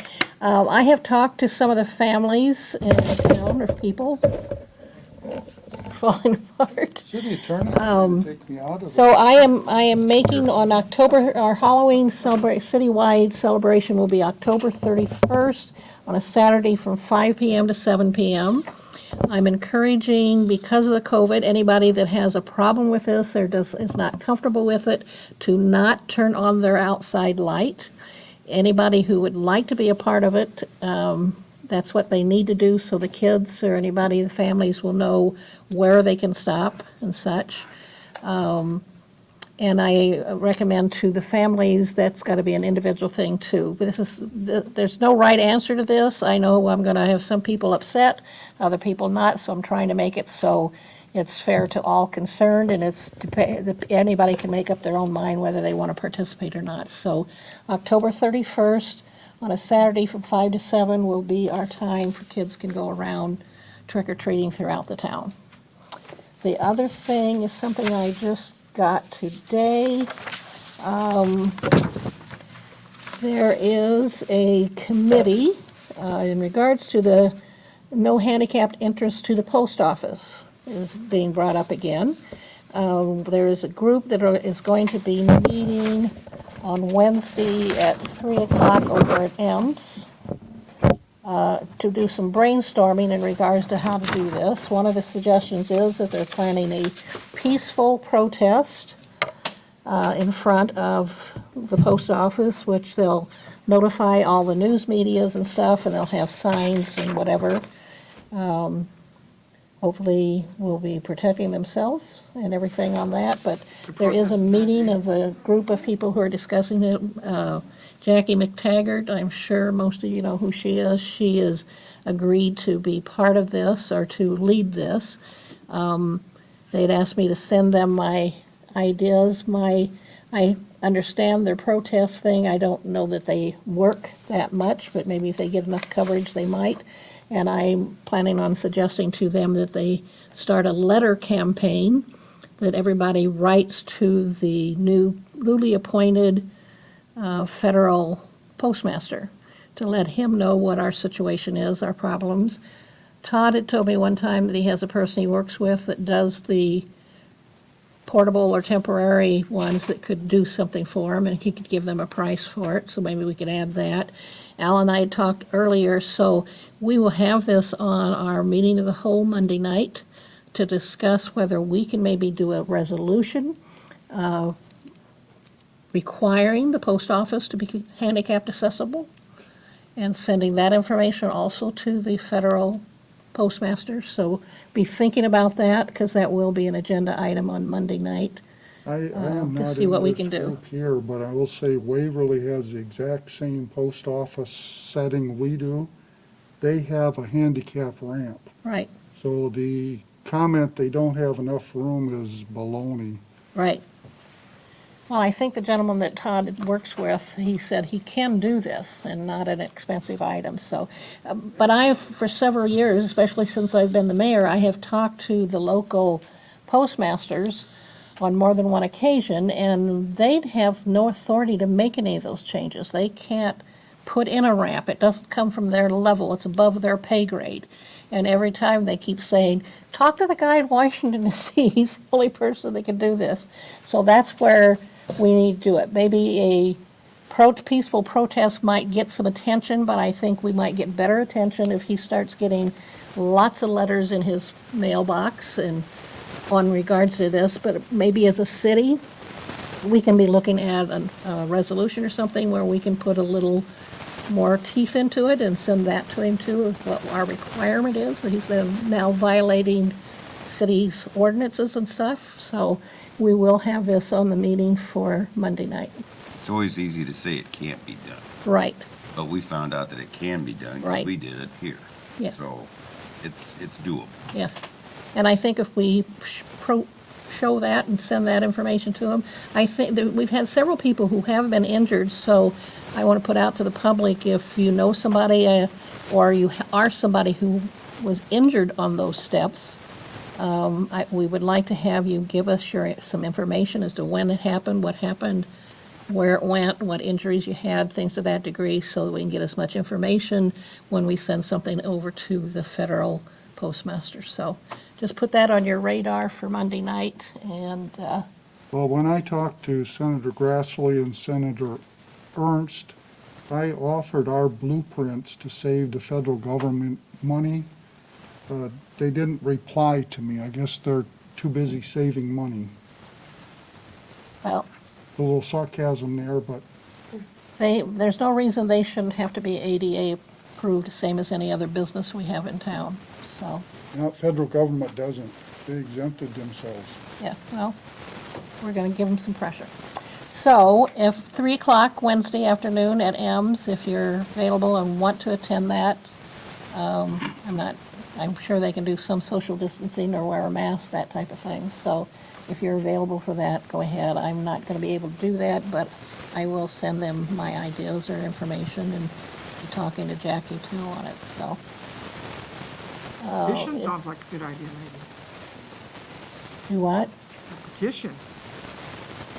Well, they suggested that too, and we can do a petition, but petitions don't carry a lot of weight either. They'll look at it, I don't care if you have 500 signatures, they'll look at all those names and file it in a wastebasket. But, so, we'll do what they want to do Wednesday is brainstorm some ideas of what they can do that might help them to make our handicapped post office. So, instead of people driving to Hazelton, because that way it is handicapped accessible. So, does anyone else have anything, either committee that you're on? I have. For an update, or? I have something also. Okay. Mike? I have had 3 calls this week regarding the airport lease. They wondered, when was it published? August 12th is when it got published on the Facebook page and the website. It was in the paper August 15th as an article. Well, no. Does that count as a publication? Yes. We have no legal obligation to publish it as a legal ad. How come the county has to publish it when they lease out the county home, pasture, and the land? I won't speak to the county, I'll speak to our leases, but we've put more. I didn't know. I thought legally we had to do that. No, you don't even have to put that out to bid. You could have Farmer John come to you with a fair market value price for a lease, and you can enter into a lease with Farmer John. If you choose to bid, there's no specified requirement in how you get that word out, and no requirement to publish legal notice. I note that we've divulged from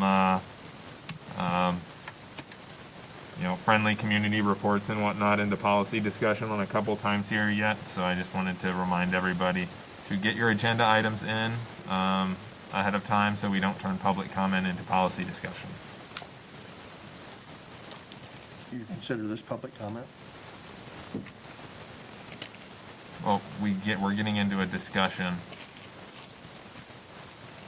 Because you guys voted, I think, at the last meeting to do bids, because we did get an offer from the current person, was the information, then you guys changed that, so that has been put out there. But there wasn't specific criteria. How many years is the contract for?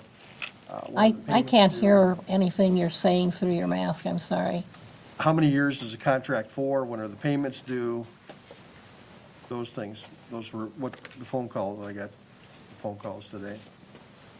I've had 3 people call and ask about the lease, so I know the information is getting out there as far as the term of the lease and all of the criteria, payments, what have you. That's in the lease agreement. That's not something we specify in any kind of a posting.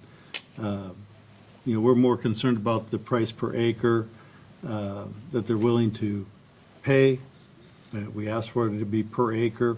Pretty straightforward. Hey, if you have an interest in it, let us know or give us your bid or Well, your since quote. we're on the TV, how many years would it be for? 1 or 2 or 3 or? We have, well, for the last 15 years anyway, it's been 3-year leases, renewed. As I stated when we discussed this back in August, it's, instead of an automatic renewal, I brought it back to the council for, specific action. So you take action on it as opposed to just letting it continually renew. payments are specified in the lease again. I mean, all of that is delineated in the lease agreement. We can Well, I had a go, number of calls, and so I wanted to bring it up and find out. well, it, Send them up to the city hall or I did. give them That's what I Al's told him. number. yeah, well, we can have that conversation with anybody that has any interest. Yeah. John, what did you have? We did meet virtually last week for the Upper Wapsie Watershed Authority, and just an update, they're doing several, we have 21 projects that they're working on right now. Now, these are all actually below Independence, but it is helping with flood mitigation. There's several oxbows, some ponds, some wetland restorations that they're doing. They're going to spend in excess of $2 million from the grant that they were awarded. And the good thing is that it's all going to be happening between now and probably mid-2021. It has to be done by November of 2021.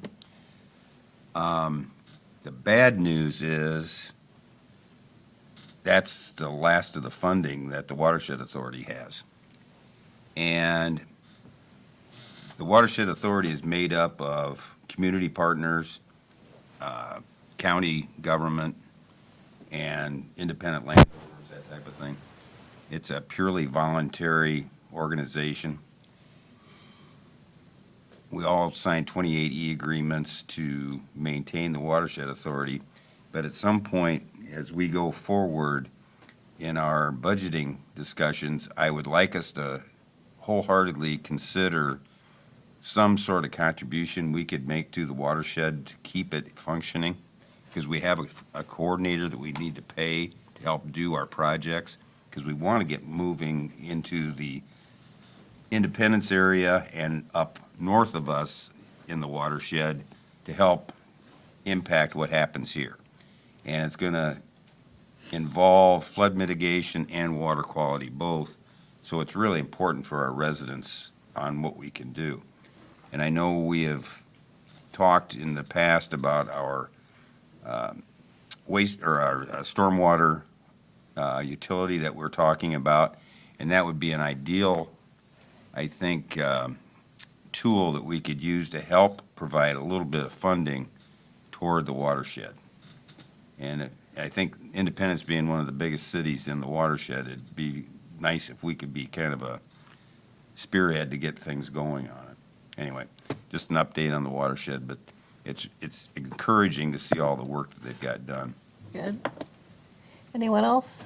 We've got a senior citizen meeting for the center up there on Thursday at 11 Oh, do you o'clock finally? They're going to meet? Good, good. at the park up by the courthouse. Okay, okay, fantastic. Anyone else? Dustin? How did your event go on Saturday? I was just gonna talk about that, actually. I'd like to thank Double A Armor for putting on the Back the Blue event on last Saturday from 11 to 5, 4 is when it was. And then everybody else that came to in support of law enforcement. As an event as a whole, I mean, with his time frame that it had, we had a lot of people come and go back and forth, so it wasn't a massive group all at one time. So I think that went very well for keeping distance so that we're not all congested in one. But other than that, it turned out very well that I can tell. I don't know I can't tell you what the proceeds, what was brought in, what they had to start with, what was donated, because it wasn't something we ran. But it was nice to see a lot of people come out and say thank you for the job that we do. Did you get an opportunity to meet some of the kids since we didn't have our donut thing this year, or? Yep, some of the kids came out. There were some people that I had talked to ahead of time that he wanted to bring his kids out to see law enforcement because they not quite new to the area, but never really got to meet a lot of us. So he came out and met him and his whole entire family. Never seen him before. And like I said, we had quite a few of our officers out. I think there were 7 of us there. Sheriff's Department had a couple as well. So Good, good, good event. Yep. Todd, you have something that you'd like to share? You're Got a lot going on around town. okay. I don't think there's any other department heads. Gina, do you have anything you want to share? Now, since we've gotten the street finance report done, thanks for approving that. We'll get that submitted. I might even do it tonight before I go home or tomorrow morning first thing. We're going to start working on the annual financial report. We'll have our TIF certification report as well as our urban renewal report that will come to you next in the next couple of months. And we also got our online portal for our new audit firm. They have a list of things that they need from us, so we'll be working on getting that stuff put together and completed for them also. Good, thank you. Al? With Brian here to cover for me, I think that the First Street Bridge on the Wapsie is scheduled to open on Wednesday.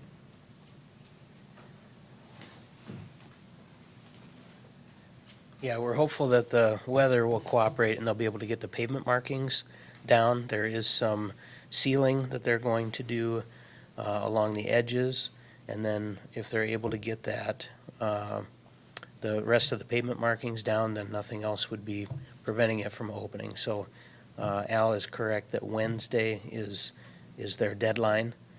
So again, they're hoping between tomorrow and Wednesday that they can get the pavement markings completed, and then they'll open the bridge. They've What's done going- a great job. What's going on with 150 bridge? I'll be sure to pass that along.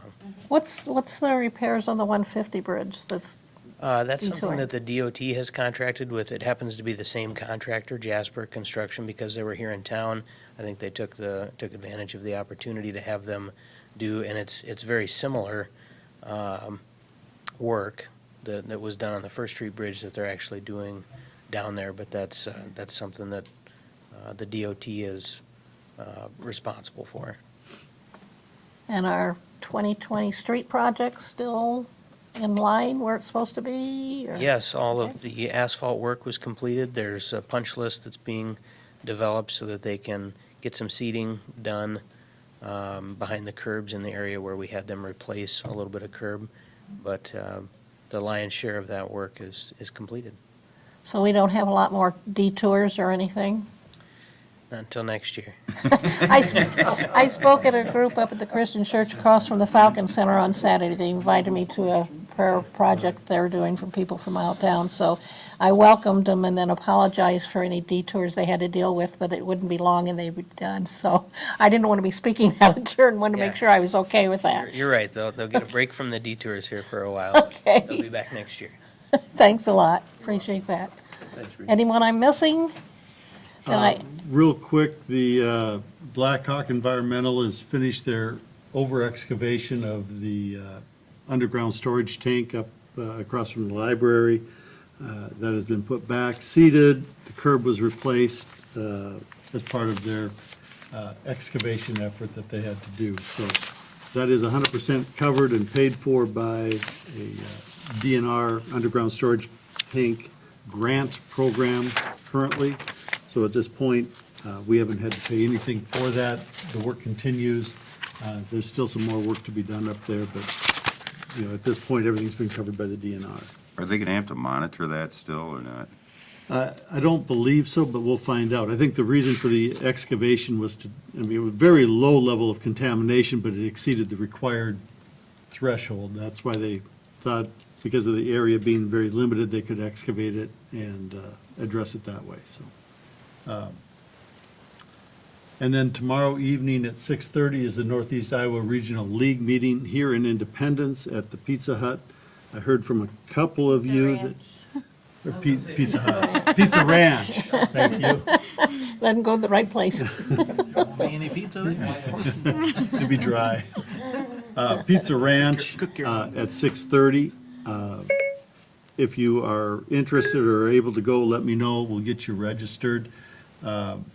And the topic is, it's a legislative update by the Iowa League of Cities. They'll have somebody there to give updates.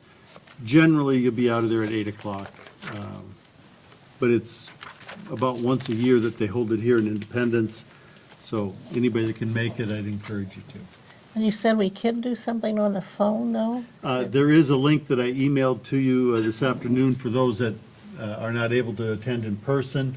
You can participate virtually through the link that they sent out. Okay, And they're making accommodations for that. okay, sounds great. Do we need to pre-register for that one, John? If you're going to be in person, they would like to know. If you're going to do it virtually, It's just a matter of getting signed on at 6:30, 6:25. I will ask for a motion to adjourn. So moved. Second?